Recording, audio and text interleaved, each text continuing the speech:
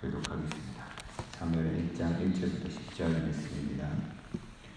사울이 죽은 후에 다윗이 아말렉 사람을 쳐 죽이고 돌아와 다윗이 시글락에서 이틀을 머물더니 가을 때되는 날에 한 사람이 사울의 진영에서 나왔는데 그의 옷은 찢어졌고 머리에는 흙이 있더라. 그가 다윗에게 나와 땅에 엎드려 절하되 다윗이 그에게 묻되 너는 어디서 왔느냐 하니 대답하되 이스라엘 진영에서 도망하여 왔나이다 하니라. 다윗이 그에게 이르되 일이 어떻게 되었느냐 너는 내게 말하라.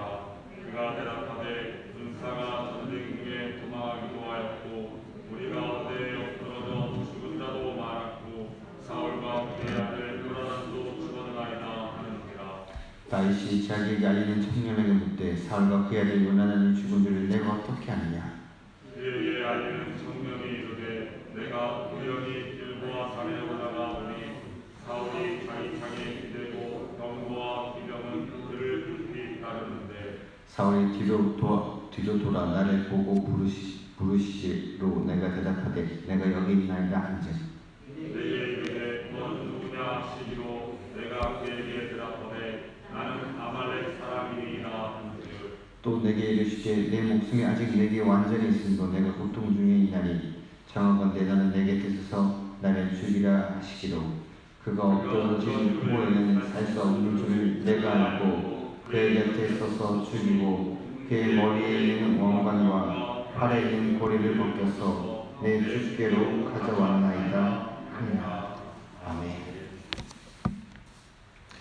우리 인생에서 고난이 있을 때 다윗이 사울이 죽기 전에 이스라엘 그 광야의 시간 도망가는 그 시기를 기억하고 볼 때 그 고난이 있을 때 고난이 언제 끝나는지 알면 다윗이 견디기가 훨씬 더 쉬웠을 것입니다.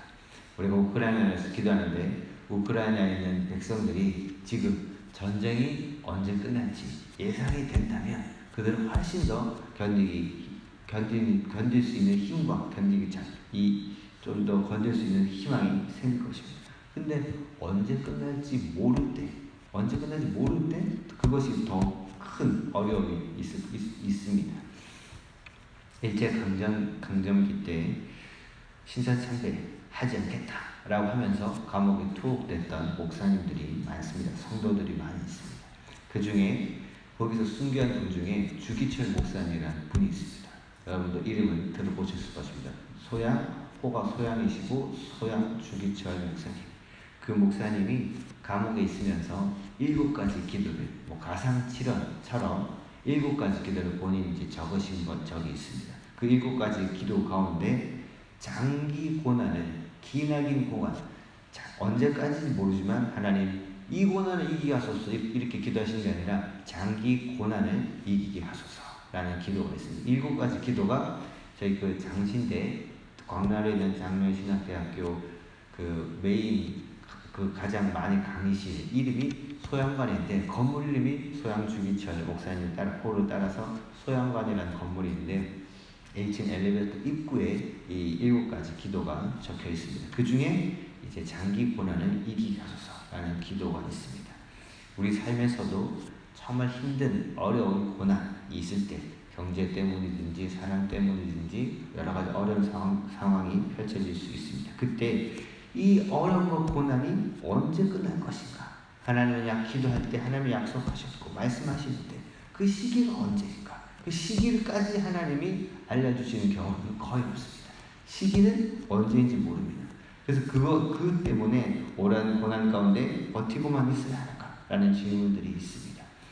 오늘 본문에 직접적으로 나오진 않지만 오늘 본문을 통해서 우리가 이 부분을 살펴보겠습니다. 사무엘 1장 1절과 2절 제가 읽었지만 제가 다시 한번 읽겠습니다. 사울이 죽은 후에 다윗이 아말렉 사람을 쳐 죽이고 돌아와 다윗이 시글락에 이틀을 머물더니 사흘째 되는 날에 한 사람이 사울의 진영에서 나오는데 그의 옷은 찢어졌고 머리에는 흙이 있더라. 그가 다윗에게 나와 땅에 엎드려 절하매. 사울이 죽었습니다. 다윗이 그 기나긴 오랜 기다림의 시간 가운데 사울이 죽으면 이제 다윗이 왕이 되는 것입니다. 근데 그 사울이 자기를 죽이려 하고 자기는 수십 년의 세월 동안 억울하게 도망을 다니고 다 사울을 죽일 수 있는 기회가 눈앞에 2번이나 있어도 내가 하면 안 된다. 계속 또 기다리고 그 오랜 기다림의 시간 가운데 다윗은 너무 힘들어서 결국은 다윗이 이제 하지 말아야 될 선택을 합니다. 근데 사울이 죽었을 때 다윗이 어디에 있었습니까? 사울이 죽었을 때 다윗은 어디에 있었죠? 이스라엘 땅 안에 있었습니까? 아니면 적국에 있었습니까? 적 땅 블레셋 안에 있었죠. 사울이 죽었을 때 다윗은 이스라엘 안에 없었습니다. 이스라엘 왕이 될 다윗이 이스라엘 땅 안에 없었습니다. 다윗은 이미 블레셋이 이스라엘을 친다는 것을 알았습니다. 어떻게 알았냐? 블레셋의 핵심 장군들과 같이 있었고 블레셋을 칠 때 그 얘기를 듣고 같이 행군까지 했습니다. 근데 다윗은 너는 이스라엘 소속이기 때문에 안 된다. 저쪽으로 가라. 같이 할 수 있다. 라고 했을 때 다윗은 이스라엘이 지금 위기구나. 신경을 써야 했습니다. 근데 그런 생각을 하기 전에 자신의 그 땅으로 자기가 머물던 블레셋 지역의 시글락에 와보니 자신의 소유물 약탈당하고 가족들이 납치를 당했습니다. 그 바람에 이스라엘 상황을 신경 쓸 겨를이 없었습니다. 그런데 가족을 찾고 나니 자신의 족 이스라엘이 처참하게 패했고 왕과 그의 아들이 전사했다는 소식을 듣습니다. 다윗이 시글락에 머물자마자 이제 숨을 돌렸다. 이스라엘은 어떻게 됐지? 바로 그 신경을 쓴 것이 아니라 오늘 보면 시글락에서 이틀을 머물더니 이틀 동안 다윗은 그냥 이 시글락에 머물러 있었습니다. 다윗이 사울에게 많은 세월 동안 견디기 힘든 도망자 생활을 했습니다. 나중에 더 이상 견딜 수 없어서 적국 블레셋으로 다윗의 입장에서는 너무 힘들었기 때문에 이스라엘 안에서 있다가는 죽을 것 같다 라는 생각이 들어서 블레셋으로 오히려 망명을 해버린 것입니다.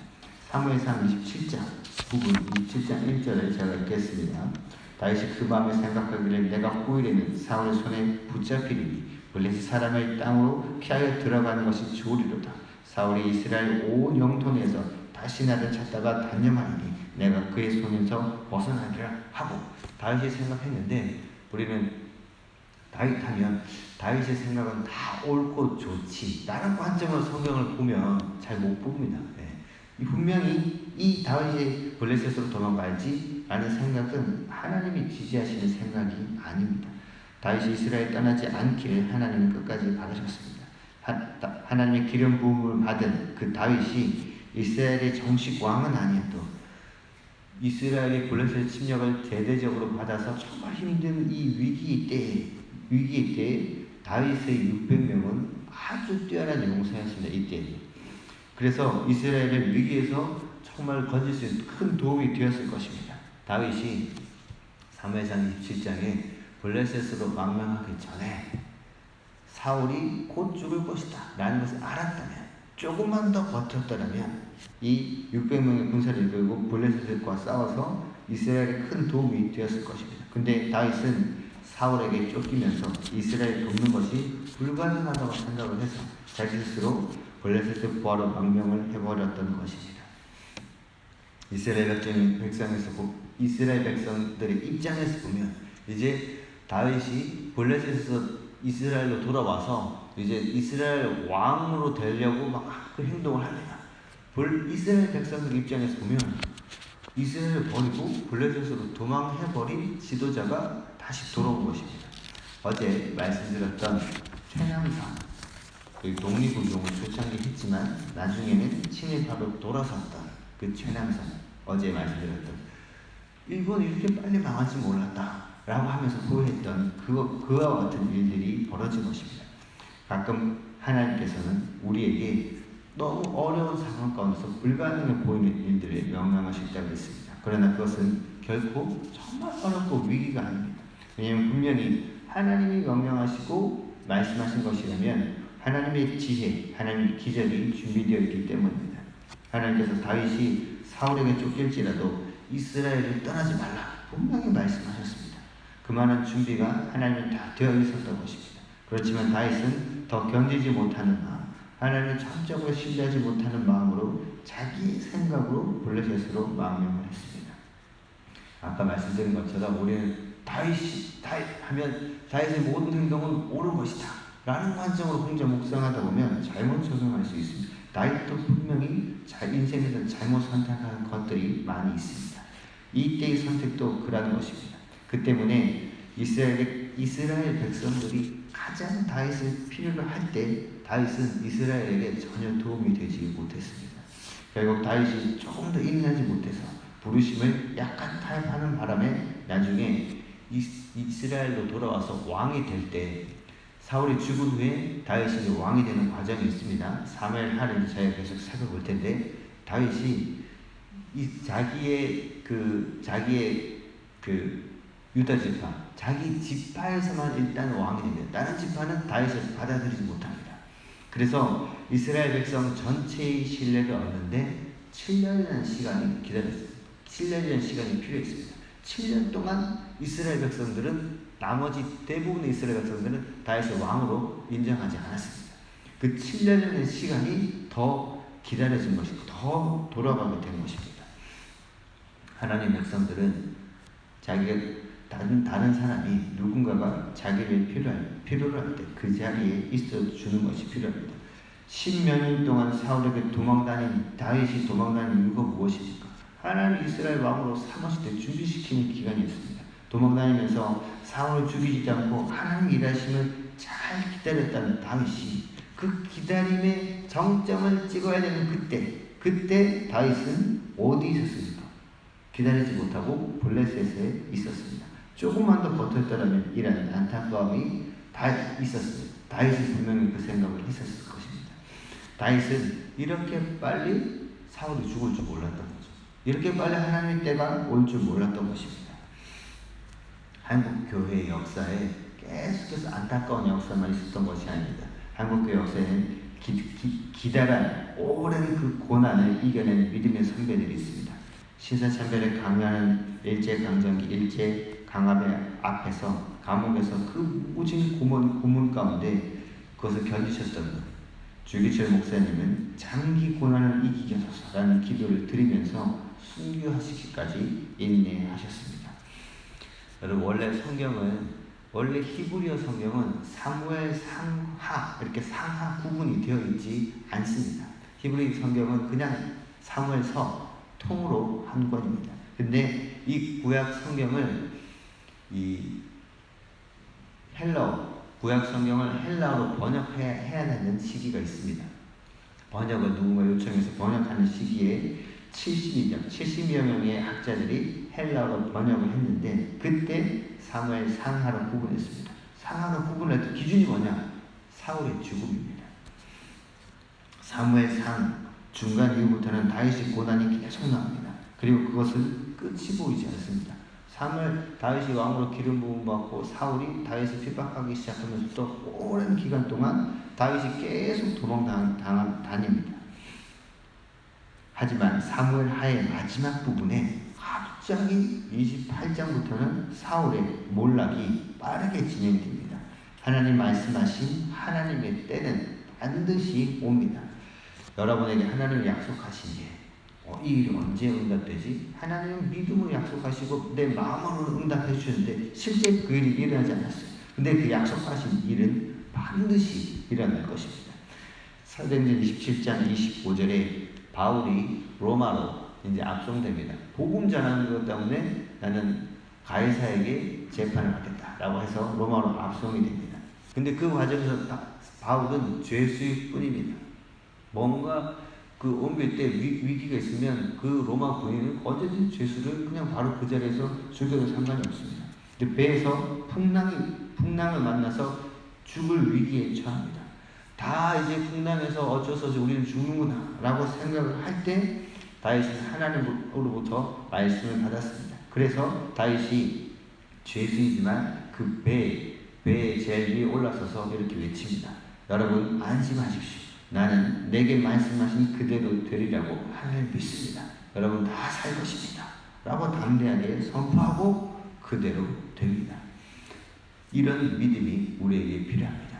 내 눈에 보이기에는 전혀 그것이 아직 이루어지지 않고 이루어질 기미도 없지만 하나님 나에게 말씀하셨어요. 우리는 하나님이 기도할 때 말씀으로 응답하시고 이미 기도로서 하나님이 응답하셨다라는 것을 기도하다 보면 알 수 있습니다. 반드시 알 수 있습니다. 하나님은 그렇게 알게끔 응답해 주십니다. 여러 가지 방법으로 주님은 역사하십니다. 그래서 그렇게 말씀하셨을 때 나는 하나님 말씀하신 대로 되리라고 믿습니다. 라는 그 믿음이 우리에게 필요합니다. 하나님의 때는 반드시 온다라고 말씀하고 있습니다. 복음성가 중에 이 최근 아니고 한 20년 안쪽에 김도현이라는 복음성가 작곡가가 봄이라는 CCM 노래가 있습니다. 그 가사에 이러한 가사가 있습니다. 이분이 군대에서 너무 추울 때 작곡한 곡입니다. 산골짜기 여기저기 봄의 향기가 겨우내 숨어있다는 산새들의 노래 들리고 산등성이 하얀 눈은 이제 보이지 않고 이것이 우리 주님 약속하신 봄의 모습 아닌가. 내가 염려했던 지난 날들과 영원히 계속될 것만 같았던 추운 겨울은 주님의 약속대로 흔적도 없고 내 하나님 행하신 일 만물이 찬양하느나. 하나님이 일하신 그 때는 반드시 옵니다. 그때 왔을 때 고난의 추운 겨울은 흔적도 없을 것입니다. 오늘 말씀을 통해서 우리는 기다림에 대해서 적용할 수가 있습니다. 비행기가 이륙할 때 속도가 어느 정도 나와야 이륙하는가?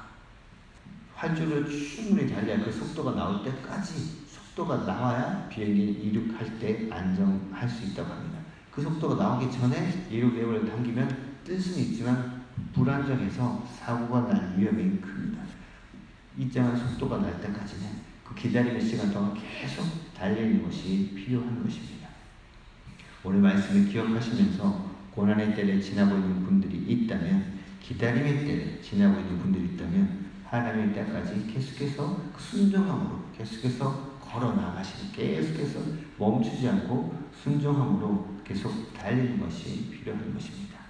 끝까지 인내하십시다. 중간에 도저히 안 되겠는데 라고 하면서 이제 블레셋으로 가버리거나 그렇게 하시지 말고, 여러분 중간에 포기하고 돌아온 일들이 있다면, 아직 기회가 있다면 다시 돌아가서 마무리할 수 있으면 하시기 바랍니다. 인생에서 마무리, 그 매듭은 아주 중요합니다. 함께 기도하겠습니다. 하나님, 간절함으로 시작했던 우리의 기도가 너무 오랫동안 이루어지지 않고 있습니다. 오랜 기다림 가운데 우리가 지쳐 있습니다. 언제 하나님의 때가 오겠습니까?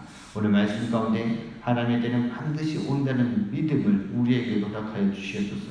그래서 우리 개인에게, 우리 가정에, 우리 자녀를 향하여서, 우리 교회를 향해서 하나님이 약속하신 말씀이 이루어질 것을 믿는 믿음을 내가 기도로서 담대히 선포하게 하여 주시옵소서. 오늘 아침에 그렇게 기도합니다. 오랫동안 기도하는 그 사람 믿음의 발걸음으로 하나님 앞에 나올 수 있도록 인도하여 주시옵소서. 감사를 드리며 예수님 이름으로 기도합니다.